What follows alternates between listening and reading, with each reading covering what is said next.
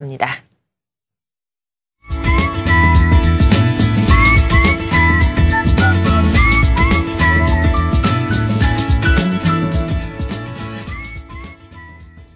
안녕하세요. 매주 찾아오는 건강 가이드 헬스앤이씨입니다.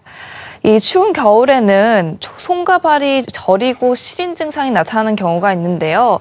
이것을 그냥 방치할 경우에는 잘못하다가 큰 질환으로 이어질 수 있다고 합니다.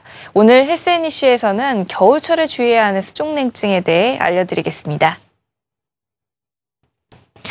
수족냉증은 손과 발의 혈액순환이 원활히 이루어지지 않으며 해당 부위의 체온이 하강하면서 나타나게 됩니다. 단순히 차갑고 시린 불편감에서 끝나지 않고 어지럼증이나 빈혈이 동반되거나 위장장애와 정신신경 증상이 생길 수 있고 관절 질환 및 산후풍까지 유발될 위험이 있는데요. 더욱이 냉증이 성기능장애뿐 아니라 각종 종양의 발생 확률을 높일 수 있다고 해 각별한 주의와 함께 빠른 치료가 요구됩니다. 증상이 의심된다면 하루빨리 병원을 찾아 도움을 받으시는 게 좋고 증상이 없을지라도 평소 수족냉증을 예방하는 생활 습관이 필요하겠습니다. 균형 잡힌 식사와 함께 가볍고 땀이 잘 흡수되는 면 소재 의상으로 옷차림을 따뜻하게 하는 것이 예방에 도움이 되고요. 생활 리듬을 유지하면서 스트레스를 해소하는 것도 중요하고 특히 조깅이나 수영 등의 규칙적인 운동을 하시는 것이 좋습니다. 운동이 근육량을 늘리면서 열 생산을 증가시켜 수족냉증을 예방하기 때문입니다. 황우석 전 서울대 교수팀이 만들었다고 발표했던 인간 줄기배아세포가 배아줄기세포들 가운데 유일하게 실제하는 1번 줄기세포가 미국 특허청에 등록이 됐다고 합니다. 황우석 전 서울대 교수가 만든 NT1이라고 불리는 복제 배아줄기세포 1번이 미국 특허를 받았습니다. 이는 미국 특허청이 1번 줄기세포가 처녀 생식이 아닌 복제 기술로 탄생한 첫 인간 줄기세포라는 점을 인정한 건데요.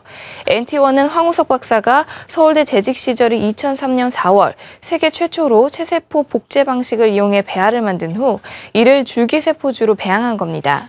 당시 사이언스지에 논문을 발표하며 세계적인 주목을 받았지만 2006년 1월 서울대 조사위원회가 처녀 생식 가능성과 논문 사진 조작 문제 등을 제기해 관련 논문이 자진 철회되고 말았습니다. 그러나 이후 황 박사팀은 세계 최초의 체세포 핵이식 줄기세포라는 주장을 이어왔고 이번에 미국 특허청이 복제 배아줄기세포에 대해 물질 특허와 방법 특허를 내준 겁니다. 물질 특허는 이 줄기세포가 인간 체세포 복제로 만들어진 새로운 물질이란 것을 인정한 것이고 방법 특허는 핵이식을 통한 줄기세포주 수립 과정을 특수한 기술로 본 겁니다. 이어서 세계 속의 건강정보 월드 건강뉴스입니다. 평생 우유와 차, 물로만 끼니를 때운 여성이 있습니다. 인도 뉴델리에 사는 25살의 만주다라라는 여성인데요. 고체 음식을 삼킬 경우 즉각 구토 반응이 나타나는 희귀한 병을 앓고 있어 2살 때부터 하루에 4에서 5리터와 우유와 약간의 물, 차, 주스 등을 마시며 연명해왔다고 합니다. 현지 의료진은 그녀의 병을 식도이완 불능증이라고 진단했는데요. 수술을 받으면 증상이 완화될 가능성이 있지만 경제 사정이 여의치 않아 안타깝게도 수술을 포기했다고 합니다.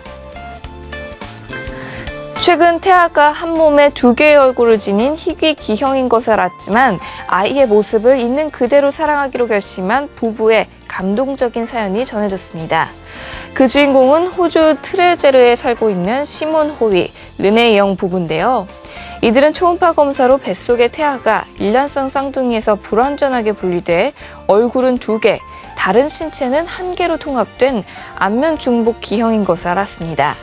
태어나도 생명이 위태롭고 건강하다 해도 더욱 험난한 세상의 편견에 부딪히며 살아갈 수밖에 없는데요. 그러나 부부는 이 모든 것을 함께 이겨내기로 마음먹고 출산을 결정했다고 합니다. 영국 레스터대 유전학 연구진은 중세 영국의 왕인 리처드 3세의 유전자 지도를 만드는 연구를 시작한다고 밝혔습니다. 리처드 3세의 유해는 지난 2012년 8월 레스터의 공용 주차장에서 발견됐는데요. 세익스피어의 묘사와 후대의 연구 결과처럼 척추가 휘어 있었고 전투로 인한 상처가 남아 있었습니다. 연구진은 앞으로 유골에서 DNA를 추출해 머리카락과 눈동자 색깔은 물론 척추 측만증의 유전 여부와 혈통 특성 등을 확인할 계획이라고 합니다. 정월 대보름에 부럼 깨고 남은 견과류들이 아직 집에 많이 남아있을 텐데요. 이런 것들을 실내에 그냥 보관해두면 오래 놔두면 위암을 유발할 물질을 만들 수도 있다고 합니다. 앞으로는 이 비닐팩에 잘 보관하신 후에 냉동이나 냉장 보관하시는 게 좋겠습니다. 지금까지 헬스앤이슈였습니다.